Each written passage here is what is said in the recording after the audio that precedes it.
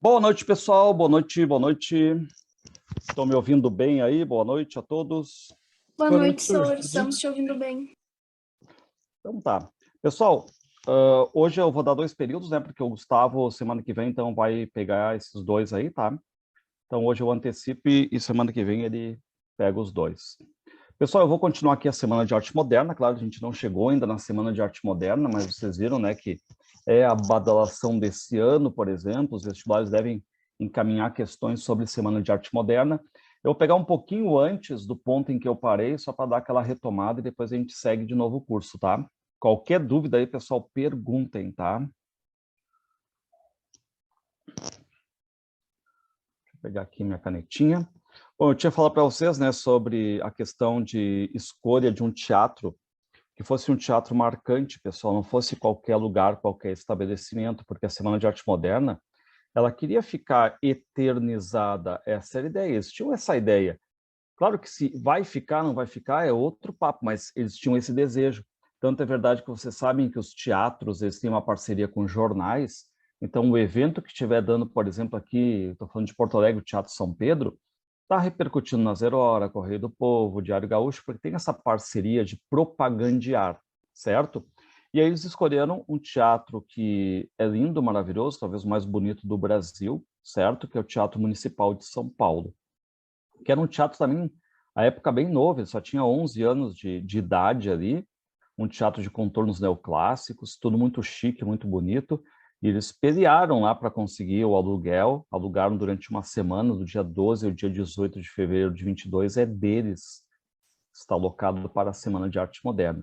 Claro que eles conseguiram isso com favores de pessoas que dominavam o poder do café, com grandes empresários ali, ou seja, pessoas que tinham muita grana, essa é a verdade, porque a Semana de Arte Moderna foi, sim, um evento de pessoas que tinham grana, essa é a verdade, tá? Aqui tinha falado para vocês, né, que uma das meninas que se destaca aqui, pessoal, é a Anita Malfatti. E tem um caso curioso aqui, já que nós temos 2 grandes pintoras. Vocês vão lembrar, né, a Anita Malfatti e a Tarsila do Amaral. Então, olha só que legal, né, o Brasil tendo 2 grandes pintoras basicamente muito próximas, muito contemporâneas. Só o que aconteceu? A Anita é aquela pintora que vai estar antes da semana, vai colocar algumas obras na semana, e depois ela continua, né, junto com os modernistas. Só que a Tarsila não conseguiu estar presente antes nesse mundo todo, né, de fabricação de uma semana, não esteve na semana, e ela entra depois com o movimento andando. Como a gente diz, né, ela pega o bonde andando. Mas eu quero que vocês cuidem bem, pessoal, tá? Essa questão de nós temos 2 grandes pintoras modernistas se destacando aqui, tá? Bom, tínhamos conversado também sobre esses quadros que eles simbolizam, pessoal, o que a gente chama de pintura acadêmica, certo? Aquela pintura que preza pelo ideal fotográfico, que normalmente tem um foco de luz, que preza pelo respeito às proporções, usa a técnica da perspectiva, utiliza cores sóbrias e mostra, claro, esse detalhismo, esse perfeccionismo por parte dos artistas. Eles são aqui no Renascimento anteriores à fotografia, e eu quero mostrar como é que eu sou tão bom para desenhar um rosto, desenhar, por exemplo, um cabelo, quer liso, quer crespo, uma unha, por exemplo, um detalhe do detalhe, uma sobrancelha. Então, eles eram grandes pintores não só de corpos, de pessoas, mas também de animais, reparem, né, natureza, paisagens e tudo mais, tá?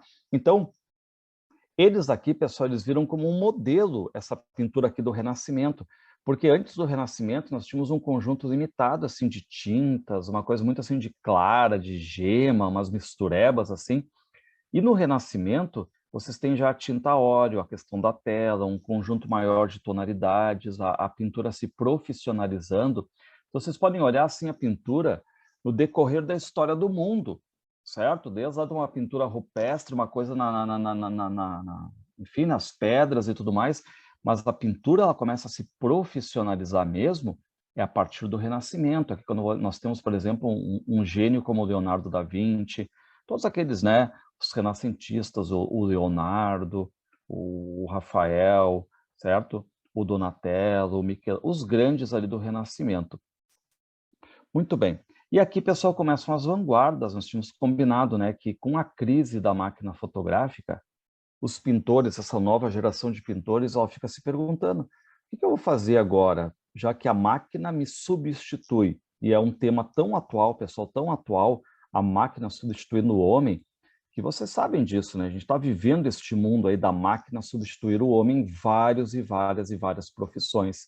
E aqui na pintura, essa nova geração vai pensar, bom, será que eu preciso agora treinar? É claro que eu posso saber a técnica dos grandes mestres, mas eu preciso, a partir de agora, saber pintar um corpo perfeito. Será que é isso que vai ser a minha arte? A minha arte não vai ser essa, porque essa, quem dá conta é a máquina fotográfica. Então começam a surgir as vanguardas, essa crise na pintura começa a fazer com que surja uma nova retomada aqui, né, pessoal, de grandes pintores. Até queria falar com vocês, né, não sei se você sabe, mas alguns anos atrás começou a ter uma crise no livro, pessoal, porque aquela questão do livro em PDF. Começou a ter papapá, livro aqui, livro virtual, e ficava aquela coisa assim de que o livro vai acabar. Era a grande pergunta que se fazia, né? Porque o jornal a gente está vendo aos poucos se acabando.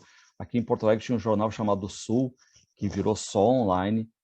Correio do Povo, Zero Hora, Diário Gaúcho estão agonizando também, né? Poucas unidades já. Antes se vivia essa questão toda de viver de jornais, de ter vendedores de rua. Enfim, hoje o jornal está numa queda. O livro ia sofrer essa queda, realmente sofreu um tempo a queda, pessoal. Mas o que as editoras acabaram fazendo? Uma crise, certo? Houve uma crise estabelecida. Só que as livrarias começaram a fazer capas tão lindas, e vocês sabem disso, pessoal, hoje a gente entra numa livraria, tem capa tão linda que dá vontade de comer o livro, de tão linda que é a capa. Diagramação bonita, fontes novas, produzidas, às vezes fontes inéditas, o feitio da letra, né? A paginação, papel amarelado, enfim. E aí deu uma volta dos livros. Começou a se vender e o livro, que todo mundo pensou que o livro virtual ia bombar, não bombou. Acabou se estabilizando e dando uma queda. E as livrarias continuaram a fazer livros, continuaram a exercer esse poder, né, de se recriar. Então, a partir de agora, continua caro o livro? Eu sei que continua caro o livro no Brasil, pessoal, porque sempre foi caro, tá? Mas não morreu. Essa é a ideia, não morreu. Acabou voltando. Não sei se vocês viram agora os vinis também, né? Claro que tá um preço absurdo, mas os vinis agora coloridos, é uma coisa assim linda, né? Tu não dá nem vontade de ouvir, né? De tão lindos que eles são, de colecionar, mas é tudo R$ 200 para cima. Então, claro que isso aí vai ficar tudo mais nichado para um público, mas não vai acabar, essa é a verdade. E aí o que fizeram as editoras? Frente a uma crise, vamos nos renovar. O que fez aqui a pintura? Frente a uma crise, vinda da máquina fotográfica, vamos nos renovar, tá? E aqui, por exemplo, esse aqui é o impressionismo do Monet. E esse impressionismo aqui partia dessa ideia de que eu não preciso mais fazer os contornos perfeitos. Tudo pode ser, né, aqueles traços mais grossos, assim, na tinta. Enfim, os contornos não tão definidos. Eu não tenho mais o ideal fotográfico agora comigo. Aqui também a gente chegou a mostrar, né, pessoal, esse quadro aqui. Imaginem que vocês, eu vou aqui mostrar, ó. Imaginem que vocês pegam isto aqui, dão um zoom aqui. Vocês sabem que não vai aparecer aqui um detalhismo, um perfeccionismo, certo? Não tem? Até a mesma coisa aqui, se eu dou um zoom aqui, está mais próximo, olha como é que é a cara aqui, né, desse quadro do Edvard Munch chamado O Grito, que é o ícone do expressionismo, aquela questão da captação da psicologia. Aqui o Noite Estrelada do Van Gogh, aqui aquela técnica mais do pontilhado. Então entendam, né, antigamente, pô, tu está inventando técnica também, certo? Pô, vamos pensar assim, ó, na música. Pô, quantos guitarristas não inventaram técnicas e tudo mais de tocar? Van Halen, enfim, 500 mil, né? Não existe só um jeito. E eles começaram a ver que, opa, dá para fazer outro tipo de pintura também aqui. Eu posso pegar o pincel meio de lado, eu posso dar, né, esses pontilhados, eu posso fazer outro tipo de arte que não a arte acadêmica, ou aquela sujeita a regras, ou aquela do ideal fotográfico, até porque surgiu a fotografia, eu não preciso mais ficar brigando com esta modernidade. Aqui, pessoal, aquele quadro do Picasso, né, que é do cubismo, acho que eu tinha comentado com vocês, né, que tu simplesmente faz 1, 2, 3 aqui, tu já fez o corpo, a lateral de um corpo. Tu simplifica em demasia, tu quebra a noção de perspectiva, de profundidade, tu não tem mais aquela ideia agora de planos regulares, são planos irregulares. Eu tento simplificar ao máximo a arte. E aqui a gente chega no Monteiro Lobato. O Monteiro Lobato, ele foi aquele autor extremamente conservador quanto à questão da pintura e quanto à questão da literatura. Quando ele escreveu seus contos, principalmente contos, ele foi um autor principalmente de contos, pessoal, tá? Ele fez em 18 Urupês, 19 Cidades Mortas, o 20 ele fez o livro Negrinha, e eram livros de contos. Ele tinha aquele conto tradicional, não tinha nada de absurdo, nada de uma novidade. Ele era um conto mais ligado ao mundo realista ali. O que ele vai acontecer, né? Ele vai começar a se destacar nos jornais, vai começar a fazer artigos, mas ele vai ser um crítico de arte, e é ele que vocês vão ter que cuidar, pessoal, tá? Porque ele deve aparecer em todas as provas, certo? O Monteiro Lobato, em que sentido? Em 17, ele vai criticar a segunda exposição da Anita Malfatti. Ele vai falar mal, ele vai dizer que aquilo não é arte, e aí começa uma grande discussão sobre o que é, na verdade, arte. Por que aquilo que a Anita está fazendo não é arte? Só porque ela não usa o academicismo? Só porque ela está usando vanguardas europeias? Só porque ela está misturando expressionismo e impressionismo, aquilo não é arte? E aí começa a ter essa discussão sobre arte, pessoal. Só que claro que o mundo conservador aqui, ele domina os jornais e ele faz parte da questão do Brasil na época. Então, a Anita Malfatti, até colocar a sua ideia de vanguarda, vai demorar um pouco, ela vai sofrer muito com essa crítica do Monteiro Lobato, ela vai ser ofendida na rua, vai ter obras devolvidas, tá? E o Monteiro Lobato aqui ele se estabelece como crítico de arte da época, que era amigo dos grandes acadêmicos, que frequentava a Escola Nacional de Belas Artes, que fazia artigo de semana em semana, né, bajulando algum pintor acadêmico, e o que ele achava que não correspondia a esse estereótipo ou essa questão de regras de arte, ele acabava criticando, tá? Vocês estão lembrados desse quadro aqui também, esses dois quadros, né? São dois quadros acadêmicos. Aqui vocês têm o Pedro Américo, ó.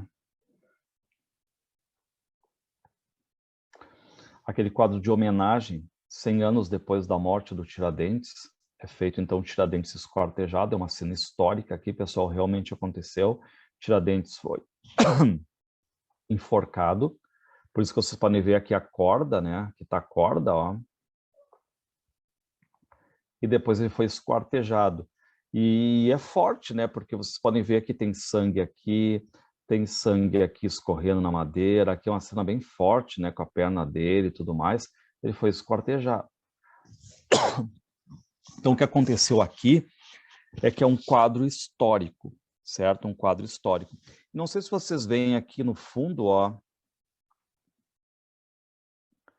Ele resolveu abrir os degraus e tu consegue ver lá ao fundo o morro e tudo mais. Essa técnica toda, né, de fazer uma pintura muito perfeita, em que eu sou um pintor de pessoas, sou um pintor de paisagens e tudo mais.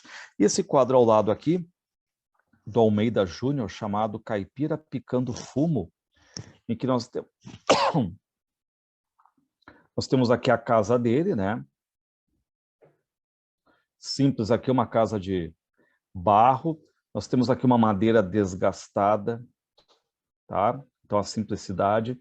Nós temos aqui a projeção de sombras. Nós temos o caipira picando fumo. Aqui está o fumo aqui. Aqui está o fumo que ele está picando. Então, o quadro, ele por si só se explica. Deixa eu só tomar uma água aqui, pessoal. Vocês estão lembrados desses quadros aqui? Sim? Sim, senhor. E, pessoal, eu ainda disse para vocês, né? O Enem, ele vai acinzentar esses quadros, não é colorido. Agora, se ele acinzentar, pessoal, ok, né? A gente vai perder a colorido aqui. Mas não se esqueçam, são quadros acadêmicos, em que tu preza pelo ideal fotográfico, tu preza pelo perfeccionismo, pelo detalhismo, mas principalmente, pessoal, é obra de arte, dá uma olhada nas datas. Dá uma olhada exatamente ali, envolvendo, né, quem é que é o autor. Dá uma olhada principalmente no título da obra. Tiradentes esquartejado. Pô, é autoexplicativo. Caipira picando fumo é autoexplicativo. E a gente parou semana passada, né, pessoal, nesses quadros aqui, tá? Que são quadros de índias. O primeiro quadro aqui é a Marabá, que é aquela índia misturada com branco. Então, ela é designada como uma mestiça, por isso que ela está mais branca aqui, não tão avermelhada, e o cabelo está mais crespo do que propriamente liso. Se vocês compararem com este cabelo aqui da Moema, é extremamente liso. E claro, né, que a gente nota aqui o índio em contato com a natureza, no caso aqui são mulheres, são índias em contato com a natureza, tá? São obras do Rodolfo Amoedo, pessoal, e obras assim que mostram aquela habilidade de falar de temas nacionais também, o índio aqui, porque o índio no romantismo, e são quadros do século XIX, o índio no romantismo ele é muito valorizado, tem lá as obras do Gonçalves Dias, como Ijucapirama, Marabá, tem as obras do José de Alencar, como Birajara, Iracema, o Guarani. E aqui, pessoal, eu quero que vocês olhem quadros, adivinhem de quem? Olha quem é que está assinando aqui, ó. Ele não foi considerado, tá, um grande pintor, pessoal. Mas eu digo para vocês, se eu pintasse assim, eu estaria bem satisfeito, tá? Eu não sei pintar absolutamente nada. Eu sei que tem gente aí que pinta bem, agora eu não, eu sou péssimo, né? E aqui são obras do Monteiro Lobato, tá? E o Monteiro Lobato, então, ele era um crítico de arte, mas ele também pintava, porque vira e mexe, pessoal, vocês sabem disso, né? Fica aquela questão assim, ó. Ah, ele é um crítico de música, só que ele nunca cantou nada, nunca tocou nenhum instrumento, nunca teve banda. Ah, ele é um crítico literário, só que ele nunca escreveu nada. Ele é um crítico de cinema, só que nunca foi diretor. Ele é um crítico de pintura e nunca pintou. A gente sabe que nem sempre precisa isso, certo? Porque o que eu acho legal dos críticos, pessoal, sei que muitas coisas, né, às vezes fogem um pouco até da casinha, mas o que eu gosto do trabalho dos críticos, e eu leio muito texto crítico sobre obras, né, é que me parece que eles têm um olhar assim daquilo que tu vai ler e tu nunca vai observar aquilo. E eles vão lá e pumba, né, sacam aquilo ali, trazem uma referência, mostram aquilo que passou batido nos teus olhos. Então, muitas vezes, o que para nós é apenas nada, para os críticos é um fator importante para dar uma olhada, né? E aqui o Monteiro Lobato, então, ele pintava, pessoal, tá? Ele foi um crítico de arte, mas ele também era pintor. E aqui, se vocês olharem, tá? É uma foto, pessoal, de 1915, certo? É uma foto de 1915 que mostra aqui a nova geração de repórteres em São Paulo. E claro, o que vai chamar a atenção aqui, pessoal? Ó, primeira questão, lembrem a bengalinha? O pessoal gostava de usar essa bengala, tá? Não era por problema físico, pessoal, era por balaca. Todo mundo tinha só bengalinha. Quem já leu aí Sherlock Holmes, por exemplo, Sherlock Holmes sabia pelo cabo aqui da bengala se a pessoa tinha grana, se não tinha, né? Se era um cabo de madrepérola, se era um cabo de madeira normal, enfim, porque dependendo ali, valia, né? Não sabia que era balaca, senhor. Achei que todo mundo tinha um problema mesmo. Não, não, é balaca, é balaca. Tu ficava girando ainda, tu andava passeando assim, tinha lojas no Rio de Janeiro, São Paulo, só de bengalas. Então era algo para sair caminhando. Quem já leu o Primo Basílio, do Eça de Queiroz, ele tem 30 anos. E ele é o Dom Juan, ele anda de bengalinha assim, né, girando e tudo mais. Nos livros do Sherlock Holmes, como falei para vocês, as pessoas chegavam com bengala ali e ele ficava analisando, né, embaixo da bengala, estava muito desgastado, sabia mais ou menos por onde ele andava, conforme estava o gasto dela, conforme o cabo, qual é a loja que tinha comprado, enfim, tá? Outro adereço importante para eles, pessoal, era o chapéu, tá? Chapéu. É a balaquinha da época, né? O chapéuzinho aqui, tá? Então, tinha o chapeuzinho. O que mais? O bigode, vocês viram aqui, né? Um bigode, ó, bigodezinho, normal aqui. Alguns passavam do limite, esse aqui, ó, passou do limite, né? Permitido, já tem que dar uma multa ali pelo excesso, né? Enfim, mas pessoal, se vocês olharem daqui para cá, todos eles estão de pé, basicamente, alguns sentados ali na segunda-feira, mas uma atitude mais formal. Agora eu quero que vocês olhem este aqui, tá? Que é o Oswald de Andrade, e esse aqui que é o Monteiro Lobato. Esses dois aqui estão numa posição um pouquinho diferenciada, reparem que eles estão ali, né? O Oswald de Andrade está cedendo o colo para o Monteiro Lobato. Dentro aqui são os dois que se destacam numa atitude muito informal, e esses dois são muito amigos em 1915, mas o que eu quero dizer para vocês é que daqui a 2 anos, em 17, quando, pessoal, o Monteiro Lobato critica a Anita Malfatti, o que vai acontecer? Essa amizade aqui vai azedar, tá? Então, o que é amizade aqui vai azedar daqui a pouco, tá? Então, vocês vão ver isso aí. É, aqui o pessoal, né? Tudo jovem ali e tal. Então, vamos lá. E aqui está o Mário de Andrade, pessoal. Vocês têm 2 de Andrade, certo? O Mário e o Oswald. E os dois aqui, eles não têm nenhum parentesco, essa é a verdade. São bem diferentes também, né, no aspecto físico. E o Mário de Andrade está ali ao piano, porque ele dava aulas de música no Conservatório de São Paulo. Ele tinha só alunos ricos. Ele acabou fazendo toda essa ligação com o modernismo. Ele não viajou pelo mundo, ele viajou por todo o Brasil. Ele foi um grande folclorista, um grande crítico literário, um grande conhecedor do Brasil nos seus mínimos detalhes, assim, né? O Oswald, ele ainda teve muito mais grana que o Mário, viajou por tudo quanto é lugar, e o Mário de Andrade ficou mais restrito ao Brasil, mas foi um conhecedor profundo do Brasil, tanto ele quanto o Oswald, porque eles vão ler várias obras do Brasil antes e vão fazer essas críticas todas, tá? Pessoal, agora eu quero contar um detalhezinho aqui, tá? Que foi a polêmica do Saci Pererê, tá? O que fez o Monteiro Lobato? O Monteiro Lobato, por meio do jornal Estado de Só Paulo, só que eu estou falando de 1915, tá? Ele resolveu fazer um concurso chamado Saci Pererê. Porque como ele estava estudando esse personagem do nosso folclore, e vocês viram que eu coloquei ali a foto do nosso Saci Pererê do nosso clube, Esporte Clube Internacional, que é o símbolo do nosso time, né, pessoal?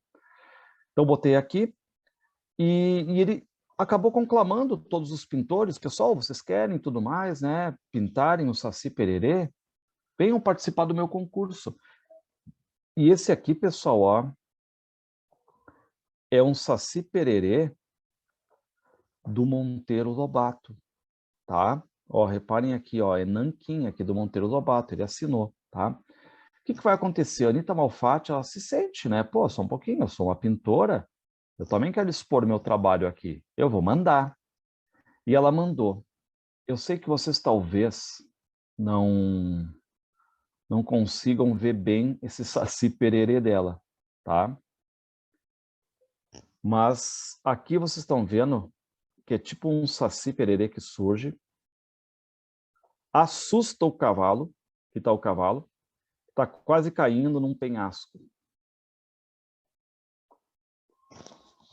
Eu não sei se eu consigo ver daqui a biografia da Anita Malfatti. Não sei onde é que eu botei agora, tá? Mas, por exemplo, é um quadro perdido dela, pessoal. Esse quadro aqui não existe mais, ele foi perdido, tá? Então, é uma reprodução antiga. E aí o Monteiro Lobato olhou para esta obra e disse assim, olha, eu não aceito obras que não sejam acadêmicas, isso aqui está muito mais expressionista e tudo mais, eu não aceito, não quero. E aí, então, já tem uma briga com a Anita Malfatti aqui, e a Anita Malfatti não entende, mas só um pouquinho, não é pintura, pintura não é pintura, e o Monteiro Lobato diz, eu não aceito ismos. Ismos, que ele está se referindo, são as vanguardas. Esse impressionismo, esse expressionismo, esse surrealismo, esse cubismo e tudo mais, essas novas vanguardas europeias aí que a Anita tinha estudado, tinha ido para fora, tinha aprendido e tudo mais, tá? Então, Monteiro Lobato aqui, pegando e indignado com esse tipo de questão, tá? Ou seja, não aceitou, então, a Anita Malfatti. Pessoal, olhem para esse quadro aqui. Este quadro aqui se chama Más Notícias. E se vocês olharem para esse quadro e perguntarem para vocês, esse quadro aqui, ele é mais acadêmico ou vanguardista? Vocês vão dizer, ele é acadêmico. Ele é uma fotografia, tá? O nome do quadro é Más Notícias. A gente nota aqui, reparem, né, numa foto maior, ela está segurando uma carta ali, pessoal, amassando uma carta, tá? Ela recebeu uma notícia ruim, a gente não sabe qual. Por isso a cara dela assim um tanto, né? Mas, pessoal, olhem aqui. O detalhe da pulseira. Olha o detalhe da renda, tá? Não vou nem falar de sobrancelha, os olhos e tudo mais, né? A boca, olha o perfeccionismo aqui. A pulseira aqui, tá? Olha aqui essa almofada. Então, estão vendo, tudo é muito, mas muito bem pintado. É como se fosse uma fotografia. E o Monteiro Lobato vai chegar e vai dizer, isso aqui é arte. Isso aqui não é arte. Isso aqui é arte. Agora, isso aqui não é arte. E aí começa, né, pessoal, nessa questão toda, essa briga. O que é arte a partir de agora? Antes, a arte era aquela que seguia regras, enfim. Só que agora não mais, agora é uma crise. Surgiram vários movimentos diferentes para fazer pintura, só que o Monteiro Lobato se mantém conservador quanto à questão da arte, vai dizer, pessoal, arte é ideal fotográfico. Arte é a representação fiel da realidade. É as cores da realidade. É a proporção, respeito à proporção. Não pode ter a cabeça gigantesca, uma mãozinha pequena. Tudo tem que ser perfeito, tá? Pergunto para vocês, pessoal, olhem esse quadro aqui. Esse quadro aqui se chama A Boba, da Anita Malfatti. Olha aqui, quadro acadêmico, quadro vanguardista. Tinha um aluno que um dia disse, senhor, parece o Michael Jackson aqui. Mas separem, né? Vocês podem dar um zoom, vocês vão ver que o olho não está respeitando o detalhe do detalhe, nem o nariz, nem a boca. Comparem a boca com esta boca aqui com esta aqui. Comparem o olho e a sobrancelha daqui com aqui. Comparem as cores sóbrias daqui com as cores extravagantes aqui. Agora comparem lado a lado. Agora imagina assim, pessoal, né? Vocês tem aquela sala assim e está pedindo um quadro. Vocês têm que comprar um desses dois quadros. Ah, nenhum. Não, não tem nenhum. Vocês têm que comprar um desses dois quadros. Qual dos quadros vocês comprariam? O 1 ou o 2? Ah, o 2, né, Sônia? 1 ou 2? Estão vendo que eu não estou entrando aqui em destaque quem vale mais, quem vale menos, o que é arte, o que não é arte? Os dois são arte. A gente não vai discutir isso aí, só são procedimentos diferentes, pessoal. Tá? É a mesma coisa que eu apresentar para vocês, por exemplo, um livro escrito lá no século XIX, com a sua linguagem padrão, e um livro hoje do dia a dia com uma linguagem mais simples. Ambos são livros, ambos têm o seu valor, só que são procedimentos diferentes, tá? É isso que eu quero que vocês entendam, pessoal. É a mesma coisa que eu apresentar, por exemplo, uma música lá, sei lá, de 1920, uma música de hoje. Vai ter instrumentos diferentes, vai ter instrumentação, voz diferente, gravações diferentes, mas tudo é música, certo? Agora o Monteiro Lobato, ele se sentia o dono de dizer o que era a arte no Brasil. E aí nem sempre é verdade, tá?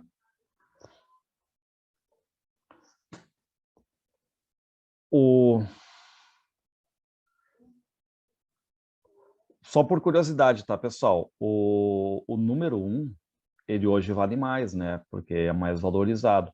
O número 1 é uma obra vanguardista, tá?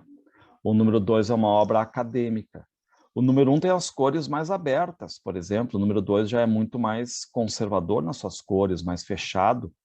E aí, claro, varia do gosto de cada um, né, pessoal? Não tem certo ou errado, né?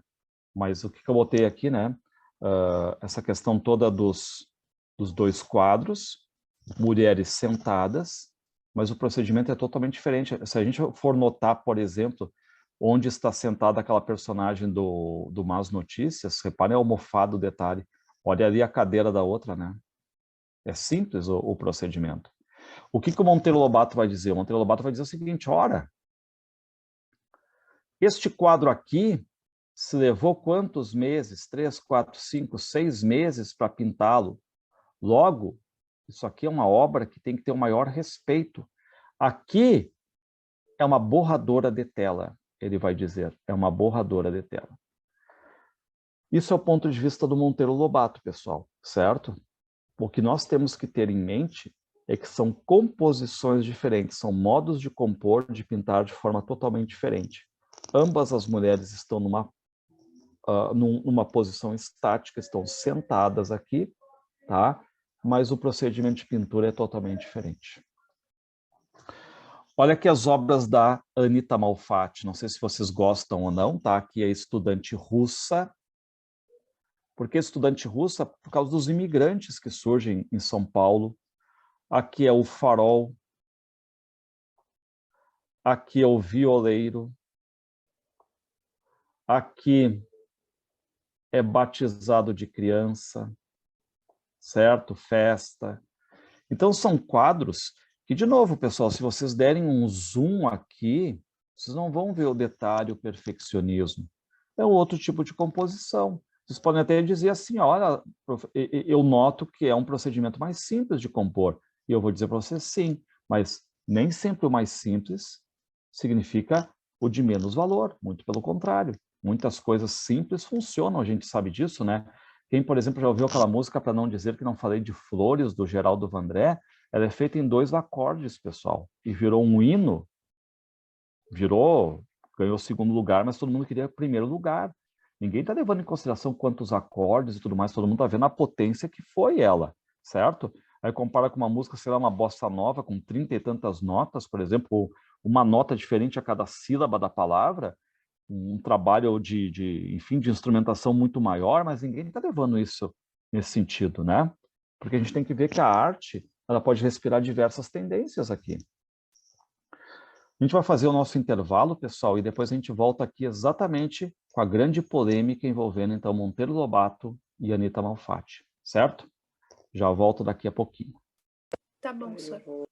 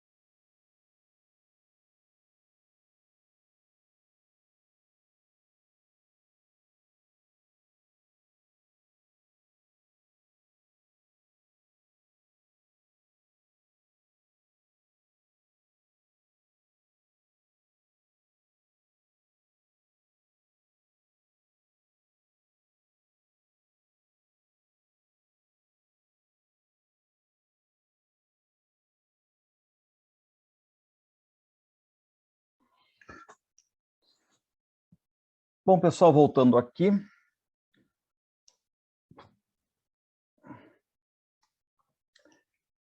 Então, o que vai acontecer? Em 1917,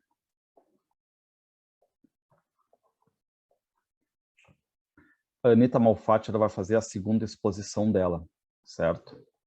E nessa 2ª exposição aqui, pessoal, é aquela que vai repercutir em todo, digamos, todo São Paulo ali. E é aquela que, claro, vai estar nas questões de vestibular esse ano por causa do centenário, porque ele é o grande antecedente da Semana de Arte Moderna. Qual foi a grande briga? A grande briga mesmo antes da semana, e que vai ser uma espécie assim de embrião do que vai ser a Semana de Arte Moderna, esta briga aqui do Monteiro Lobato com a Anita Malfatti. Muito bem, em 1917, a Anita Malfatti aloca um ateliê. Ela vai fazer a 2ª exposição dela. Ela já tinha feito uma em 1914, que não deu repercussão nenhuma, ela ainda era uma pessoa ainda jovem nesse sentido.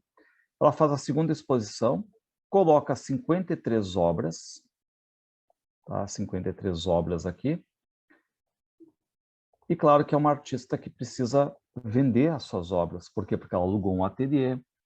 Não é um hobby barato, por exemplo, para ela é uma profissão, mas, por exemplo, até hoje, se alguém quer fazer um hobby de pintura, telas, tintas, pincéis, é um hobby caro. Então ela precisa vender. E ela vai vender pelo menos 8 obras nessa exposição. Só que aí o Monteiro Lobato vai fazer um artigo que vai detonar Anita Malfatti. Vai falar que ela é uma pintora de talento, mas o talento mal empregado. O que ele está se queixando ali, na verdade, o Monteiro Lobato? Está dizendo que ela tem um talento mal empregado, um talento que vai responder por vanguardas, quando ela deveria usar o talento dela para fazer arte acadêmica. Então, o que o Monteiro Lobato está dizendo aqui, né? A Anita Malfatti faz isso aqui, mas deveria fazer isso aqui. O nome do artigo, pessoal, se chama A Propósito da Exposição Malfatti. Ele é feito pelo jornal Estado de São Paulo, numa sessão chamada Artes e Artistas, em dezembro de 1917. E repare o que ele está dizendo, né? Que há duas espécies de artistas. E a gente já nota quais são as duas espécies de artistas. Os que respondem pelo academicismo e os vanguardistas. E claro que ele vai aqui, vai falar bem daqueles que são os amigos dele. Ó. Há duas espécies de artistas, uma composta daqueles que veem as coisas, e, em consequência fazem arte pura, guardados os processos clássicos dos grandes mestres. Ou seja, o que o Monteiro Lobato está querendo dizer aqui? Ó? Existe um grupo de pintores que, enfim, estudam, que treinam em cima dos grandes mestres, treinam olhando o Renascimento, olhando o Leonardo da Vinci, um Rafael, um Donatello. Estes são pintores de verdade. Só que a outra espécie, aqui é um grande X, a outra espécie é formada dos que veem anormalmente natureza e a interpretam à luz das teorias efêmeras, passageiras, sob a sugestão estrábica de escolas rebeldes, surgidas cá e lá como furúnculos da cultura excessiva. São frutos de fim de estação bichados ao nascedouro. E ele vai lá e, claro, ele dá o nome, né, estas considerações aqui, elas são provocadas pela exposição da senhora Anita Malfatti, onde se notam acentuadíssimas tendências para uma atitude estética, forçada no sentido das extravagâncias de Picasso e companhia. Então, o que ele faz aqui, pessoal, é exatamente criticar esse tipo de pintura. Ele não está entendendo bem essa transição, esse mundo moderno, então ele vai lá e critica. O que vai acontecer? Claro, né? As pessoas vão ali, as pessoas leem o artigo do Monteiro Lobato, porque sai num canhão, que é o jornal Estado de São Paulo, e pessoas que compraram quadros da Anita Malfatti, muitos vão devolver os quadros para ela, dizendo, olha, isso aqui não é obra de arte, ali no jornal, que isso aqui é paranoia ou mistificação. Ou tu não está regulando bem ou mistificando, ou seja, está tentando enganar, burlar, né, alguém. Então, vocês imaginem a força que foi esse artigo do Monteiro Lobato aqui contra a Anita Malfatti. E ela não conseguiu se defender porque o jornal Estado de São Paulo não abriu uma resposta para ela. Aquilo era uma crítica de arte. Então, não teve uma resposta. Quem respondeu para ela, por exemplo, foi o Oswald de Andrade, mas num jornalzinho pequeno. Então, tu está lá num canhão, que é o jornal Estado de São Paulo, e tu consegue ter uma resposta num jornalzinho pequenininho, que quase ninguém vai ler. Então, o que vai preponderar aqui é exatamente a crítica de Monteiro Lobato, que estava dominando um grande jornal, que era o jornal Estado de São Paulo. Tá? O que a Anita vai dizer? Ó? Os meus primeiros aliados, os meus amigos de verdade, né, ficaram perplexos com a crítica do Monteiro Lobato. Mostraram-me o artigo dele, esperando talvez que eu me defendesse e assim confirmasse a primeira impressão que tiveram sobre aquela pintura. E ela diz, meu Deus, o que eu vou fazer agora? Porque ela está agora no olho do furacão ali. A coisa está acontecendo e ela é a bola da vez sendo criticada. Então, é uma pintora que estava esperando, por exemplo, né, um elogio, algum impulso na arte para ela, e ela acaba, enfim, sendo criticada de forma negativa aqui pelo Monteiro Lobato. E isso faz com que o mundo dos modernos, ali, aquele grupo, comece a pensar numa coisa, só um pouquinho, a gente tem que mostrar esse tipo de arte para o Brasil todo. Ou então essa arte vai ficar sempre nesse sentido mais conservador, sempre alguém ditando regras, sempre alguém dizendo o que que é, na verdade, é a arte ou não é a arte. Então eles começam a se juntar, pessoal, e toda vez que aparecer o primeiro grande antecedente da Semana de Arte Moderna, foi a crítica que Monteiro Lobato fez a Anita Malfatti em 1917, ok? O Oswald de Andrade até vai chegar e vai responder num jornalzinho, reparem que ele vai dizer, né, possuidora de uma alta consciência do que faz, levada por um notável instinto para a apaixonada eleição dos seus assuntos e da sua maneira, a vibrante artista Anita Malfatti não temeu levantar com seus 50 trabalhos as mais irritadas opiniões e as mais contrariantes hostilidades. Então, o Oswald de Andrade está dizendo, olha, era natural que isso acontecesse. Por quê? Porque a gente está num acanhamento de vida artística. Então, claro que as pessoas não vão aceitar esse tipo de arte, tá? Bom, feito o ano de 17, a gente chega no ano de 1918. A Anita com uma produção entre altos e baixos. O Oswald de Andrade vai virar bacharel em Direito. O Monteiro Lobato está lançando um livro chamado Ideias de Jeca Tatu, e aí que está o problema, pessoal, tá? Nesse livro aqui, o Ideias de Jeca Tatu, é uma seleção de crônicas e tudo mais, coisas que ele já tinha lançado antes. E ele resolve, lá pelas tantas, colocar de novo aquela crítica que ele tinha feito para Anita Malfatti. Ou seja, o que repercutiu em 17 também volta a repercutir em 19. E aí o Oswald de Andrade não está aceitando isso aí, está dizendo, opa, nós temos que ver alguma coisa, temos que dar um jeito nisso, mostrar exatamente, né, o que é a nossa arte. E aí o Oswald tinha um Cadillac e ele saía atrás de caça-talentos, ele queria caçar talentos. E assim ele vai descobrir, por exemplo, aqui, ó, o Victor Brecheret, tá, que fez esse monumento aqui, ó, aos bandeirantes, tudo mais, em São Paulo. Então, o Victor Brecheret já é mais um. Conhece o Mário de Andrade, é mais um. Guilherme de Almeida, o Menotti Del Picchia, o Paulo Prado, Graça Aranha, o Grupo do Rio. Então, tu vai juntando já ali, né, uns 20 nessa ideia aí de Semana de Arte Moderna. E a ideia vem em 1920, pessoal. Por quê? Porque eles estão reunidos lá, declamando os seus poemas, conversando sobre arte. E aí a Marinette Prado, que era a mulher francesa do Paulo Prado, chega, ouve eles discutindo e diz, mas vem cá, por que vocês não fazem então que nem Deauville na França, uma semana de arte moderna, coloquem um teatro, juntem todos os que têm o mesmo pensamento moderno e apresentem a obra de vocês, apresentem para o público essa nova arte.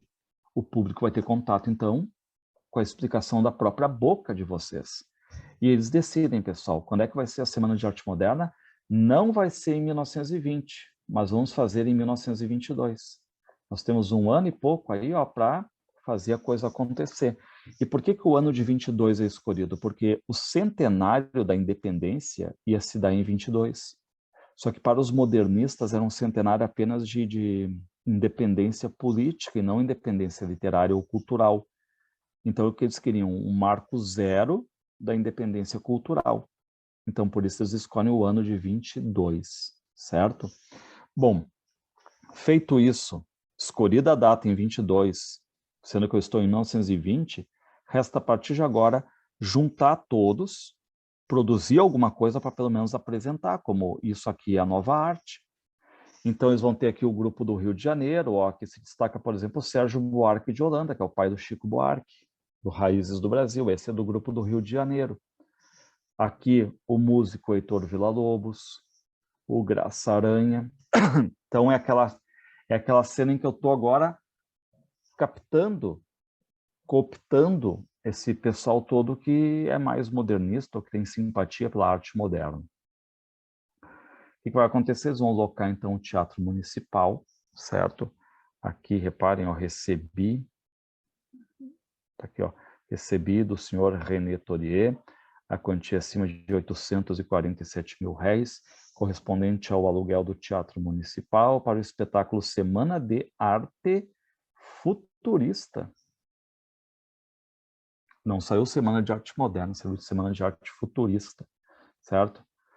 Ok. O que vai acontecer, pessoal? Eles vão locar o teatro, então, do dia 12 ao dia 18 de fevereiro. O teatro é deles, tá? 12 a 18 de fevereiro de 22 aqui, o teatro é deles, só que eles decidem, vamos fazer então 3 noites de conferências, vamos apresentar nossa arte em 3 dias, em 3 noites, vender os ingressos, e a gente divide, né, ó, dia tal vai acontecer isso, dia tal vai acontecer isso, dia tal vai acontecer isso. Então, a partir de agora, dia 13, que é uma segunda-feira, vai acontecer isso, dia 15, que é uma quarta-feira vai acontecer isso, e 17, que é uma sexta, vai acontecer isso. Então, a gente tem toda essa relação aqui, 13, 15 e 17. Essas são as 3 noites de conferências, em que vocês têm aqui, claro, a própria que a gente chama função da linguagem, que é a metalinguagem, ou seja, os próprios da semana vão acabar explicando a própria obra.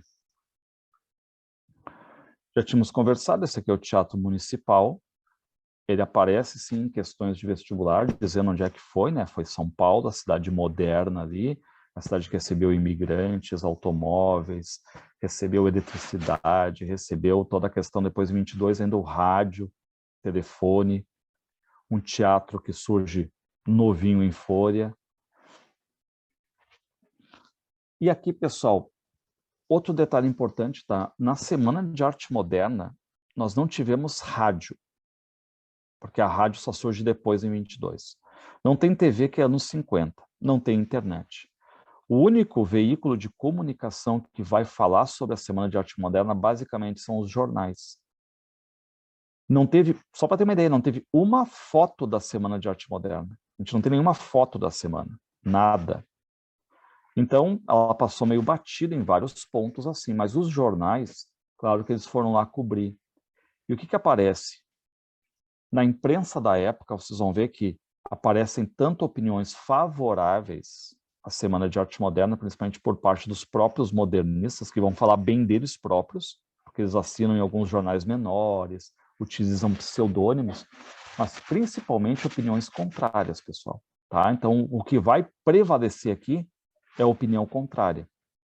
Mas se aparecer aquela ideia de que, ó, tanto opiniões favoráveis quanto contrárias estão colocadas na mídia, na imprensa, verdade. Se fosse botar numa balança, vamos supor 70% falando mal, 30% falando bem, mas nenhum vestibular vai botar na balança. Então, na imprensa da época, encontram-se tanto opiniões favoráveis quanto contrárias à realização do evento, por exemplo. Reparem que a Gazeta, do dia 30 de janeiro, ou seja, faltam 14 dias para a Semana de Arte Moderna. Olha só o que está sendo colocado nos jornais. Um grupo de distintos cavaleiros da nossa sociedade vai tentar a organização de um sarau futurista, que será, sem dúvida, o maior escândalo artístico de que se tem notícia em São Paulo. Cogitam, reparem, cogitam, estão especulando, será que sim, será que não, né? De reunir pintores, e realmente vai acontecer isso, escultores, músicos, poetas, enfim, todos os artistas futuristas, para no Teatro Municipal, verdade, em exposições e conferências, verdade, com um programa cuja duração será de 1 semana, no caso é 1 semana do teatro locado para eles, mas são 3 noites de conferência, só 3 noites, fazendo a propaganda da nova escola artística. Ao que nos parece, esse fato vai provocar enorme sensação. Só que repare o que o jornal diz. Nós, que pensamos que a grande arte deve ser compreendida por todos, e não por meia dúzia, esperamos, cheios de curiosidade, a realização desse certame e prometemos desde já nossa crítica severa contra a iniciativa. Eles nem sabem o que vai acontecer, mas já estão dizendo, nós somos contra. Seremos contra, tá? Bom, pessoal, no primeiro dia, então, a primeira noite de conferência, que é 13 de fevereiro de 22, reparem que vai ter Conferência do Graça Aranha, a emoção estética na arte moderna. É uma palestra dele. Só que enquanto ele está dando essa palestra sobre a arte moderna, o que vai acontecer? Vai ter música, vai ter poesia. Na segunda parte, vem o Ronald de Carvalho e fala sobre a pintura e a escultura moderna no Brasil. Então, estão vendo, né? Não é só literatura, pessoal. Tem música, tem poesia, tem pintura, tem escultura. Então, o que está acontecendo aqui nessa primeira parte aqui? Eu vou falar um pouquinho sobre o que é arte moderna, os próprios da semana estão colocando ali isso aqui no contexto. Tem música, tem poesia, certo? Tem pintura e tem escultura também. Só para ter uma ideia aqui, o Menotti del Picchia, que é um aqueles modernistas menores que não aparecem muito, tá? Ele abre a Semana de Arte Moderna dizendo assim, ó, nós queremos luz, ar, ventiladores, aeroplanos. Reparem o que ele quer, modernidade, certo? Sangue, velocidade, fábricas. Que o rufo, que o barulho de um automóvel espante da poesia esse deus parnasiano que ficou ali, né, perdido no tempo na poesia parnasiana. Então, o que eles estão fazendo? Estão tentando provocar também aquela questão toda de que quem está ali, como público, que pode ser um curioso, pode ser um moderno, pode ser um acadêmico, fique chocado com isso aí. Qual a ideia do Oswald, né? Falem bem, falem mal, falem de nós. Aquela ideia de a nossa arte tem que aparecer nos jornais. Mesmo que falem muito mal da nossa arte, vai chegar uma hora que o pessoal vai dizer assim, não, mas falam mal, deixa eu ver como é que é essa arte. Eles apostavam que a arte deles ia ser superior até então, pessoal, tá? Eles declamam aquele poema do Manuel Bandeira também, que critica a estética parnasiana. E reparem, houve na noite do dia 13 a primeira conferência. Reparem aqui, dia 14, que está saindo no jornal. O fato de ter sido muito anunciado despertou muita curiosidade, sobretudo porque se esperava ouvir nestes festivais coisas apavorantes, nunca ditas, nunca ouvidas, nem sequer imaginadas. Os próprios promotores da semana propiciavam que iam fazer revelações espantosas e estupidificantes. O que acontece? Nada disso. Então, eles estão achando, né, que a semana ia ser uma coisa muito, muito, muito louca. Na verdade, não foi tão subversiva assim. Eles estavam mostrando apenas uma arte com a questão de cantar São Paulo, de fazer poemas sem métrica, sem rima, usar um vocabulário mais simples, tá? Aí a Folha da Noite do dia 15 já está dizendo, olha, qualquer um desses modernistas, esse julga superior a um Shakespeare, a um Goethe e tudo mais, né? Não estudam e querem ser os superiores. Aí no dia 15, que é a segunda noite de conferência, essa sim é aquela que dá o tumulto, as polêmicas, porque o Oswald de Andrade foi lá e chamou toda a galera dele, os colegas de direito, pediu para pisarem, sapatearem, jogarem coisas no teatro. E aqui, ó, o que tem nesse dia, ó? Palestra de Menotti del Picchia, ilustrado com poesias e prosa. O que mais? Dança, estão vendo? Pintura, escultura, poesia. Então, é o conjunto aqui de arte sendo colocado em jogo nessa Semana de Arte Moderna aqui. Tem poesia, tem dança, tem prosa, tem pintura, tem escultura. Só que aquela parte em que o pessoal começa a fazer chacota, começa a jogar coisas para dentro do teatro, começa a aparecer ali um tumulto. E o Oswald está delirando, porque era isso que ele queria causar, certo? E aí o que acontece? Reparem que o Estado de São Paulo, que diz na última pagodeira da Semana Futurista, foi preciso fechar as galerias para evitar que o palco se enchesse de batatas. Então aqui, né, o jornal meio que ironizando, dizendo, olha, ali foi um tumulto, jogaram coisas e tudo mais, né? Olha o que diz a Folha da Noite. Foi como se esperava um notável fracasso a récita de ontem da pomposa Semana de Arte Moderna, que melhor e mais acertadamente deveria chamar-se Semana de Mal às Artes. Então os jornais aqui mais acadêmicos, a Folha da Noite, pega aí o Estado de São Paulo, eles acabaram indo contra a realização da semana, dizendo, não, isso aí foi só um tumulto, fizeram tudo mais, não dão valor a nada, e era o que o Oswald queria. Estão falando da gente, ok, a partir de agora, então a gente tem que produzir obras, não só as que a gente está mostrando aqui, mas vamos fabricar mais obras modernas e vamos mostrar para eles, a partir de agora, o que é o nosso mundo moderno.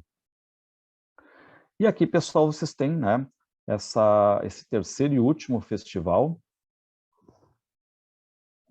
que aparece a música, que é exatamente em cima do Vila Lobos. Tá? O Vila Lobos, então, vai para a terceira noite de conferência, uma noite dedicada à música.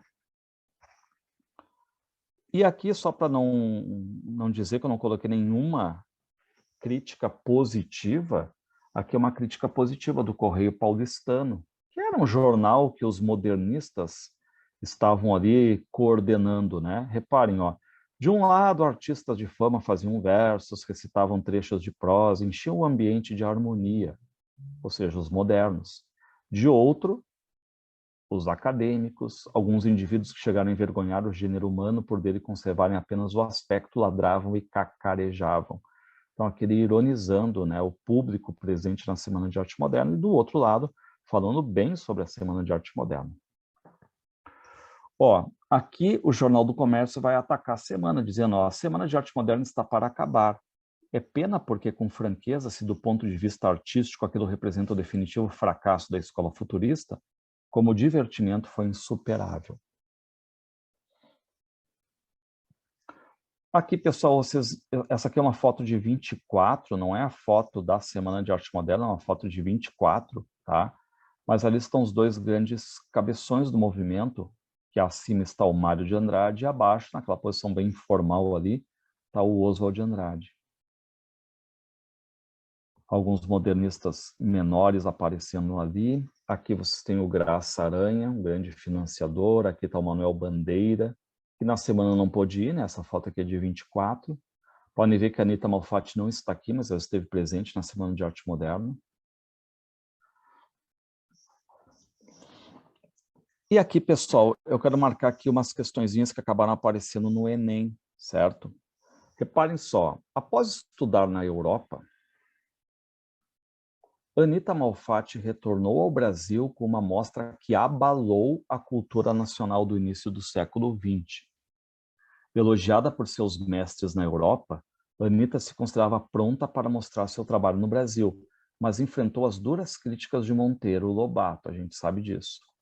Com a intenção de criar uma arte que valorizasse a cultura brasileira, Anita Malfatti e outros modernistas, ou seja, não é só ela, né, os outros também, buscaram libertar, ó, palavrinha que combina bem, né, libertar a arte brasileira das normas acadêmicas europeias, valorizando as cores, a originalidade e os temas nacionais. Defenderam a liberdade limitada. Não é uma liberdade limitada com limites, né, pessoal? Representava a ideia de que a arte deveria copiar fielmente a natureza. Não, isso era o academicismo que fazia. Mantiveram de forma fiel à realidade nas figuras? Não. Quem mostrava de forma fiel à realidade era o academicismo. Buscaram a liberdade, opa, é uma palavra que combina, né, com o modernismo, buscaram a liberdade na composição de suas figuras, respeitando limites. Não, eles não respeitaram limites, tá? Então aqui vocês têm essa questão.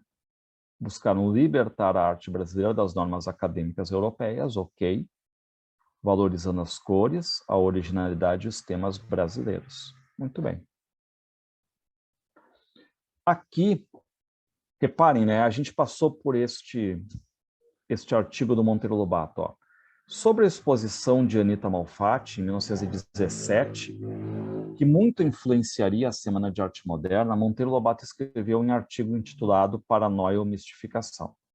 Há duas espécies de artistas, uma composta dos que veem as coisas e, em consequência, fazem arte pura, guardados os eternos ritmos da vida e adotados para a concretização das emoções estéticas dos processos clássicos dos grandes mestres, e a outra espécie é formada dos que veem anormalmente a natureza e a interpretam à luz das teorias efêmeras sob a sugestão estrábica das escolas rebeldes, surgidas cá e lá como furúnculos da cultura excessiva. Estas considerações são provocadas pela exposição da senhora Malfatti, onde se notam acentuadíssimas tendências para uma atitude estética forçada no sentido das extravagâncias de Picasso e companhia. Muito bem. Pessoal, aqui, tá? Eu esqueci só de colocar o enunciado, mas pergunta assim, qual destas obras ilustra o que o Monteiro Lobato falou? O que vocês acham? E qual destas obras ilustra o que o Monteiro Lobato falou? Ou seja, de uma arte extremamente, né, vesga, como ele diz, estrábica, vanguardista. E tudo é praticamente foto, né, senhor? Todas as que não são a boba, no caso. Exatamente, dá para olhar por isso aí, tá? Mas assim, ó, eu esqueci de colocar o enunciado aqui, tá? Mas é uma questão, pessoal, que é de 2007, é uma questão ainda antiga do Enem, tá? Mas é uma questão que tinha, na minha opinião, ela teve três grandes erros, não grandes erros, né? Todo mundo contestou isso à época. Primeiro que o nome do artigo não é Paranoia e Mistificação, esse nome vai ser em 19, quando ele vai lá e republica. O nome original é A Propósito da Exposição Anita Malfatti. Não saiu no Jornal Diário de São Paulo, saiu no Estado de São Paulo. E esqueceram de dizer que todas estas obras aqui são da Anita Malfatti. Todas elas, tá? Só que agora reparem aqui, ó, acesso a Monte Serra, Santos. Tá vendo aqui como se fosse uma foto, como bem falou, uma foto. Aqui um vaso de flores. Parece uma foto. Santa Ceia, foto. Outro religioso, Nossa Senhora Auxiliadora e Dom Bosco. E aqui vocês têm a boba como símbolo, né, desta pintura aqui, da vertente da Anita Malfatti, que é aquela vertente que a gente chama, né? Vocês sabem disso, vanguardista. Então, qual é o detalhe? Todas essas obras aqui são da Anita Malfatti. Por quê? Porque chega uma hora que ela é pintora, ela tem que ganhar dinheiro também. E aí você sabe o que era o pão quentinho? Tu faz um quadro religioso, o pessoal compra. Tu faz um quadro vaso de flores, o pessoal compra. Vai lá, faz aquela paisagem, aquele boizinho, aquele riozinho. Ou seja, tu tinha obras que tu sabia que era só para vender, para ganhar o teu dinheiro. Mas tem aquele tipo de obra dela, aquela obra mais retorcida, aquela obra expressionista, impressionista, com o uso da vanguarda, que nem todo mundo estava querendo nesse primeiro momento. Mas ela se defende muito bem fazendo arte acadêmica, um vaso de flores, por exemplo, essas naturezas mortas aqui, esses caminhos, essas paisagens, esses temas religiosos, por exemplo. E o lema da Semana de Arte Moderna foi: nós não sabemos o que queremos. O que vocês querem? Não sabemos. A gente quer 500 mil coisas, a gente não sabe bem o que é. Mas a gente sabe muito bem o que a gente não quer, mas sabemos o que não queremos. O que vocês não querem? Não queremos mais academicismo. Não queremos mais academicismo. Então, o que vocês querem? Não sei. Nós vamos chutar para tudo quanto é lado, daqui a pouco a gente acerta. Então, esse aqui é o grande lema da Semana de Arte Moderna, pessoal. Nós não sabemos o que queremos, mas sabemos o que não queremos. Então, toda vez que aparecer este modernismo de primeira fase, ele vai durar, pessoal, de 22 a 30. E 22 por quê? Porque é Semana de Arte Moderna. Mas aí vocês vão ter que cuidar muito bem os antecedentes da Semana de Arte Moderna. E um antecedente importantíssimo é aquele de 17, em que a Anita Malfatti faz a segunda exposição e o Monteiro Lobato critica. Tá? É como se fosse assim, um pontapé para juntar os modernistas. Então, essa primeira fase ela vai durar uns 8 anos. Ela vai prezar pela destruição, tá? Destruição, e pela liberdade. E essa liberdade vai responder quanto à forma. Eu não preciso mais usar agora um soneto, não preciso usar mais forma fixa, certo? Pela forma, não preciso mais usar metrificação, não preciso mais usar rima. Liberdade de conteúdo, eu posso a partir de agora falar das coisas mais simples do dia a dia, prosaicas que sejam, e a questão da liberdade da linguagem. Eu posso usar neologismos, coloquialismos, metáforas. Então, a partir de agora, eu tenho total liberdade. Ninguém mais vai olhar agora apenas tão somente a norma padrão. Ninguém mais vai querer agora construir poemas apenas tão somente olhando o parnasianismo. De jeito nenhum. Agora eu gozo de total liberdade de forma, conteúdo e linguagem, pessoal. Forma, conteúdo e linguagem, tá? E aqui é legal porque o Oswald de Andrade ele vai dizer que a gente escreve aquilo que ouve e não aquilo que ouve. Olhem bem, escutem bem a frase. A gente escreve aquilo que ouve e não aquilo que ouve. Bem assim, ó. Então, o que que o Oswald de Andrade está dizendo? A gente escreve aquilo que o ouvido detecta. Porque para ele, pessoal, não se esqueçam, a literatura ela é mais linguagem do que realidade, é mais linguagem aqui. Não precisa aquilo que aconteceu realmente, eu posso inventar, mas eu tenho que trabalhar a questão da linguagem. A linguagem para ele é essa linguagem do dia a dia, cotidiana, essa linguagem que a gente ouve na rua. Isso, a partir de agora, é matéria de literatura, tá? E aí as obras do Oswald de Andrade, pessoal. Na poesia, ele fez a Poesia para o Brasil, o primeiro caderno do aluno de poesia, Oswald de Andrade. Ele escreveu 2 romances, o Memórias Sentimentais de João Miramar, o Serafim Ponte Grande. Fez uma peça de teatro, O Rei da Vela. Fez manifestos da poesia para o Brasil, Manifesto Antropófago. Então, ele acabou articulando muita coisa aqui. Onde é que ele vai ficar realmente conhecido, o Oswald de Andrade? É aqui, ó. O destaque dele é aqui, ó. É a questão da poesia. Os romances dele não são tão estudados assim, não deram certo. O teatro dele é um teatro que ficou calado durante sobre 30 anos ficou calado. Ele só foi encenado lá na época da Tropicália. E os manifestos, que bem ou mal, né, eles trazem aquilo que ele pensa sobre a arte. O manifesto não é uma obra em si, mas é aquilo que ele pensa sobre a arte. E aqui estão as características dele, tá, pessoal? O Oswald de Andrade vai trazer um nacionalismo crítico. Não é igual ao nacionalismo romântico. O nacionalismo romântico era aquele nacionalismo idealizado. A partir de agora, eu sou um nacionalista crítico. Eu vou olhar para os temas e vou criticá-los. Ele faz muita paródia ou intertextualidade com textos já escritos, por óbvio, ele vai conversar com textos já escritos, vai ironizar. Uma linguagem informal, a todo momento fazendo poema piada, ou seja, tentar provocar o riso ali, mesmo que não consiga, é a tentativa de provocação, né, de provocação de um riso a partir de um poema piada. A linguagem telegráfica, que seria aquela linguagem ágil, e a intertextualidade, ou seja, texto conversando com outro texto. Então, são características aqui do Oswald de Andrade. Então, reparem, vamos pegar aqui alguns poemas que são os importantes aqui, pessoal, para a gente entender um pouco o Oswald, tá? Vício na fala. Reparem que não tem mais nenhum ponto. Eu não tenho mais pontuação, eu não respeito pontuação. Porque eu gozo, pessoal, de total liberdade quanto agora essas questões todas, não preciso responder uma norma padrão. Então, eu não tenho pontuação. O que ele está dizendo? Ó? Para dizer em milho, dizem mil. Para melhor, dizem mió. Para pior, pior. Para telha, dizem teia. Para telhado, dizem teiado. E vão fazendo telhados. Tá, e quem é que está fazendo telhado? Possivelmente o trabalhador, o operário ali. É como se ele estivesse passando e ouvindo a conversa desses operários fazendo telhados. Então, ao invés de eles dizerem milho, eles dizem mil. Melhor, mió. Pior, pior. Telha, teia. Telhado, teiado. O que é isso, pessoal? Uma valorização da linguagem coloquial.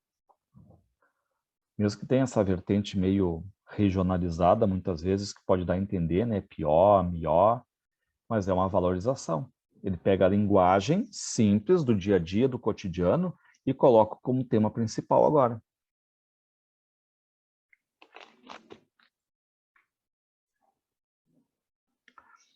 Pronominais. Reparem como o Enem vai... Assim, o Enem ama o Oswald de Andrade. Porque tudo que tu pensa sobre linguagem está no Oswald de Andrade. Ele começa a trabalhar esse português formal em relação ao informal. O nome do poema é Pronominais. Tá? Então, já no título tem spoiler, ó, pronominais. Eu falo sobre pronomes. Diz ele, ó, demi. Se eu perguntar para vocês, demi, pessoal, está na linguagem mais formal ou informal? A gente sabe que é formal, né? Demi. Essa questão toda de colocar o pronome para depois do verbo, com aquela posição de ênclise, que é bem colocação portuguesa lá de Portugal, e que no Brasil a gente não tem essa mania. A gente costuma fazer próclise, né? Colocar o poema solto, forte no começo. Mas reparem, dê-me um cigarro. Dê-me um cigarro. Para quem é que fala dê-me? Diz a gramática do professor e do aluno e do mulato sabido. Mas, e agora vem um mas, que é aquele X, que eu tenho aqui, mas o bom negro e o bom branco da nação brasileira, ou seja, o povo, o povão aqui, tá? É isso que ele está querendo dizer, né? O povão. Dizem todos os dias, deixa disso, camarada, me dá um cigarro. O que acontece aqui quando tu diz me dá, segundo a gramática, né? Esse começo com o pronome, ele é mais informal. O título é pronominais, e eu vejo bem ali que dê-me e me dá. Aquela ideia de que as duas formas são aceitas, as duas formas coexistem, as duas formas andam juntas no Brasil, só que tem aquele detalhe, né? Quem tem mais esse apreço aqui, a questão gramatical, o professor, o aluno, o mulato sabido, tendem a dizer dê-me. Mas, em relação ao povo maior brasileiro, eles dizem me dá. O que eu estou mostrando aqui também, né, pessoal? Aquela valorização da linguagem simples, tá? Canto de Regresso à Pátria, isso aqui é uma paródia. Tá? Ele vai pegar a canção do Exílio, e vocês conhecem a canção do Exílio, né? Minha terra tem... Canção do Exílio diz Palmeiras. E olha o que ele pega e muda a palavra, Palmares. Minha terra tem Palmares. E aí tu começa a ver, opa, o que ele está tentando fazer aqui? Um nacionalismo, pessoal, crítico. Tá? Um nacionalismo crítico. Então, o que acontece? Minha terra tem Palmares. Palmares lembra Zumbi dos Palmares, lembra a escravidão. Então, ele está tentando tocar lá naqueles assuntos da escravidão, porque a canção do Exílio foi entoada em pleno século XIX, num Brasil que era totalmente escravocrata. E a canção do Exílio não fala nada sobre isso. Então, o que faz? Tu faz um nacionalismo crítico, está dizendo, olha, o Brasil não é só confete serpentina, não. O Brasil tem os seus podres aí durante a história, né? Então, ele faz nos pensar aí a canção do Exílio de uma outra forma. O poema Meus 8 Anos também, quem se lembra, é uma paródia, ele vai pegar lá o poema do Casimiro de Abreu, ó, que saudades que eu tenho da aurora da minha vida e tudo mais, e vai fazer uma intertextualidade. Aqui, pessoal, vocês, não sei se vocês se lembram, mas são trechos da carta de Pero Vaz de Caminha. O Pero Vaz de Caminha está caminhando e ele diz que encontra algumas índias nuas. E ele diz, ora, eram 3 ou 4 moças bem novinhas e bem gentis, com cabelos muito pretos, escorridos pelas suas espadas e as suas vergonhas tão altas e tão cerradinhas e tão limpas das cabeleiras, que nós, de muito bem olharmos, não tínhamos nenhuma vergonha. Só que isso é o olhar de Pero Vaz de Caminha para as índias nuas aqui no Brasil. O que vai fazer o Oswald de Andrade? Ele vai pegar basicamente os mesmos trechos, transformar em poesia, só que ele coloca agora não como índias, mas as meninas da Gari. Gari é a estação do trem. Então ele está falando aqui sobre a prostituição. Mas o que ele faz, ele valoriza lá trechos da carta de Pero Vaz de Caminha e coloca num novo contexto aqui, pessoal, tá? Reparem como ele está sempre de olho na literatura do passado. Ele lia as cartas, ele lia os poetas românticos. E esse aqui é um poema. Pessoal, talvez ele tenha assim a melhor tentativa de síntese do nosso país. O nome do poema já é pretensioso, o nome do poema é Brasil, tá? Então aqui, ó, Brasil. Ele diz assim, o Zé Pereira chegou de caravela. Então esse Zé Pereira aqui a gente anota, né? Um português. Chegou de caravela. E perguntou, tá? Só que não é digitado errado, ele usava assim, perguntou pro Guarani. Então aqui vocês têm o Guarani, pessoal, vocês têm o índio, né? Então você já tem aqui português e índio, tá? O português chegou de caravela e perguntou para o índio da Mata Virgem. Reparem a pergunta do português. Sois cristão, índio? Você é cristão? O índio diz não. A gente sabe que ele não, né? Sou bravo, sou forte, sou filho da morte. Teterê, tetê, quizá, quizá, quecê. E aqui vocês têm, né, esses indianismos, pessoal, tá? Resposta do índio aqui. Muito bem. Só que a gente vai perguntar, o Brasil, como é que é mesmo o processo de formação, tá? Aqui estavam os índios, chegaram os portugueses, depois vieram os africanos, depois aquela leva gigante de imigrantes de toda a ordem, mas o que deu a feição brasileira mesmo, a gente sabe, né? Índio, branco e o negro. Então, a partir de agora, ele vai inserir esses 3 elementos. Reparem, lá longe a onça resmungava, uau, o negro, zonzo saiu da fornalha, tomou a palavra e respondeu, sois cristãos? Sim, pela graça de Deus. E puxa aqui, pessoal, africanismos, ó. Canhem, babá, com cum. E a gente pensa que nessa mistura, de certo modo, né, entre português, índio e negro, culturas diferentes, falas diferentes, pode ter dado errado. E o que mostra o Oswald de Andrade no final? Não. E juntos fizeram o carnaval. Ou seja, tudo que poderia dar errado não deu errado, deu certo. Para ele, essa mistura deu totalmente certo. Porque acabaram nos legando, fazendo o símbolo maior brasileiro, como é conhecido, né? A questão toda do carnaval. Tem uma tentativa do Oswald de Andrade também de resumir um Brasil com meia dúzia de versos. Pessoal, é interessante esse poema aqui, né? Já caiu no Enem, a questão toda do poema chamado Brasil. Isso aqui é um poema piada. Reparem, né? Quando o português chegou, aí tu pensa, lá em 1500, né? Debaixo de uma bruta chuva, estava chovendo, o que ele fez? Ele vestiu o índio. Que pena, fosse uma manhã de sol o índio que tinha pelado o português. E aqui, pessoal, o detalhe que eu peço para vocês é o seguinte. Tem um eu lírico falando, tem uma espécie de enunciador aqui que está nos contando essa história, de certo modo. Quando o português chegou debaixo de uma bruta chuva, vestiu o índio. Que pena, fosse uma manhã de sol, o índio tinha despido o português. Pergunta que eu faço para vocês. Este eu lírico, esse sujeito lírico, esse enunciador aqui, que está nos contando isso na poesia, está do lado do índio ou está do lado do português? Do índio, senhor? Do índio, né? E como é que a gente sabe exatamente aqui com esse que pena, ó? Que pena. Porque fosse uma manhã de sol, o índio é que tinha despido o português. Então, pessoal, esses detalhezinhos vocês têm que cuidar, tá? Porque quem está escrevendo está se posicionando ali. E, obviamente, o Oswald de Andrade está se posicionando a favorável ao índio aqui. Não sei se vocês gostam desse tipo de poesia, que não tem mais rima, não tem mais métrica, não tem mais esse cuidado, a linguagem é extremamente simples. Eu leio, eu tento entender os temas aqui modernos, pessoal, mas é isso aqui, tá? Por exemplo, olha que poema bem curto, né? O Capoeira. Aqui o personagem 1, tá? Quer apanhar, soldado? O Capoeira pergunta para o soldado, aqui é o personagem 2. Quer apanhar, soldado? O soldado diz o quê? Quer apanhar? E reparem que dá briga, pernas e cabeças na calçada. A gente não sabe quem ganha, quem perde, mas sim que é uma briga e uma forma muito rápida.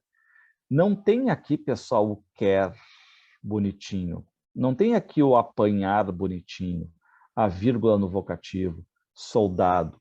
Reparem, não tem mais essa preocupação. Então, se eu pegasse esse tipo de poesia e levasse 100 anos atrás, o que eles vão dizer? Ah, não, o Oswald de Andrade não sabe escrever, olha ali. Ih, meu Deus do céu, olha ali, não sabe botar uma vírgula. Claro que ele sabe, mas de forma proposital ele está fazendo o quê, pessoal? Ele está colocando esse tipo de poesia muito mais simples, muito mais moderna, tá? Muito mais rápida. E essa tentativa de inclusão, não uma tentativa de, enfim, né, de só ter um tipo de linguagem no Brasil.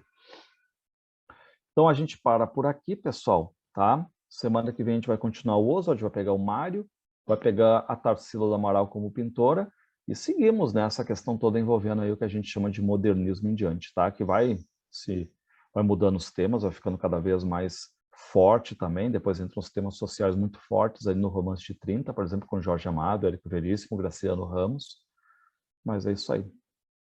Grande abraço então a todos, pessoal, e até não semana que vem, mas daqui a 2 semanas, né? A gente continua a nossa vida literária aí, certo? Professor, que dia vai ficar nessa aula? Vai ficar terça-feira. Fechou então, senhor. Boa noite. Sempre às terças-feiras, né? É o mesmo horário, das 8h30, das 8h45 às 9h30, tá?